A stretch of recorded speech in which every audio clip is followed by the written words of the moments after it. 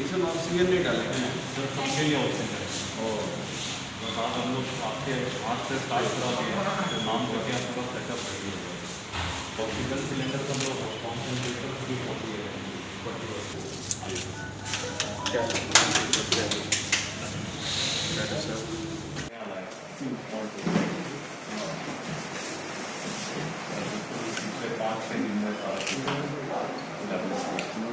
पहले भी ये कहा था और आज मैं फिर उसी बात को दोहरा रहा हूं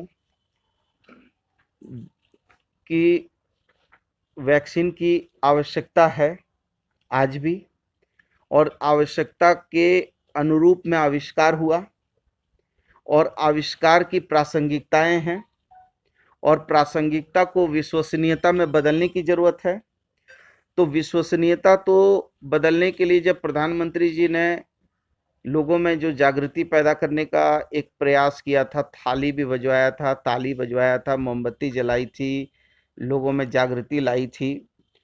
लेकिन जब वैक्सीन आई और जब दोनों वैक्सीन कंपनी की प्रतिद्वंदिता से कुछ ऐसे समाचार आने लगे जो एक दूसरे के विरोधाभासी थे, तो उस समय ये ज़रूर था कि मैंने भी ये निवेदन किया था कि मैं स्वास्थ्य मंत्री हूँ, बीइंग ए हेल्थ मिनिस्टर, हमको पहला वैक्सीनेशन लगाना है।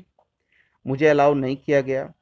लेकिन दुनिया के राष्ट्र अध्यक्षों ने जैसे ही वैक्सीन बनी, पहला वैक्सीन दुनिया के राष्ट्र अध्यक्षों ने अपने लगवाया।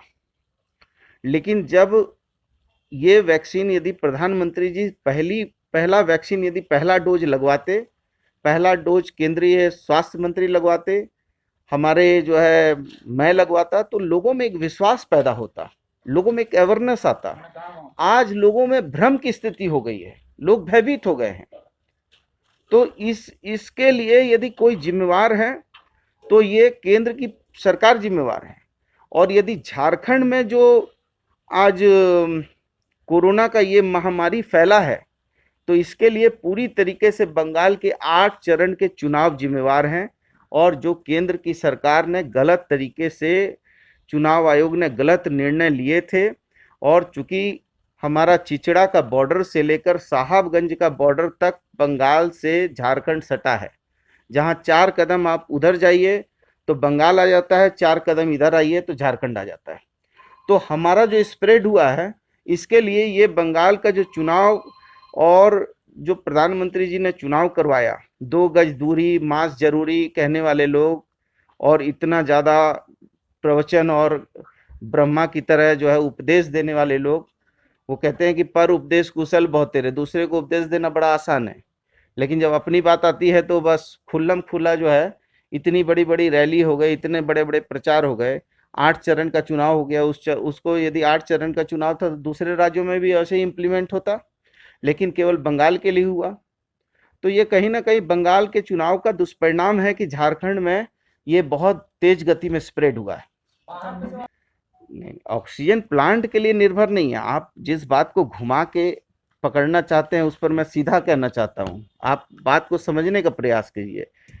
देश में सबसे 1 नंबर पर महाराष्ट्र है, जहां 7 प्लांट हैं, हमारे यहाँ 6 प्लांट हैं।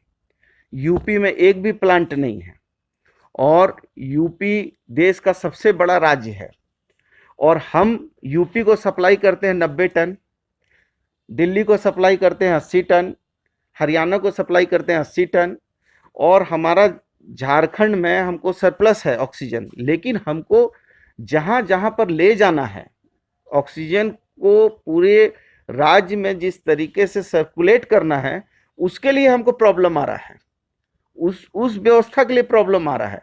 लेकिन केंद्र की सरकार ने साइलोज बनाने के लिए तो अपने दोस्तों को पूरी व्यवस्था सौंप दी थी, लेकिन ये नहीं सोचा कि फर्स्ट फेज के बाद जो है सेकंड फेज आएगा, तो सेकंड फेज में ऑक्सीजन मस्ट होगा, तो ऑक्सीजन के लिए प्लांट बनाना चाहिए। लेकिन ये केंद्र सरकार की दूरदर्शी नीति नहीं है। और आज यदि 1057 यदि आप प्लांट का निर्धारण कर रहे हैं, तो वो प्लांट का जो निर्धारण आप कर रहे हैं, तो उसमें क्या हमारे झारखंड की हिस्सेदारी नहीं होगी?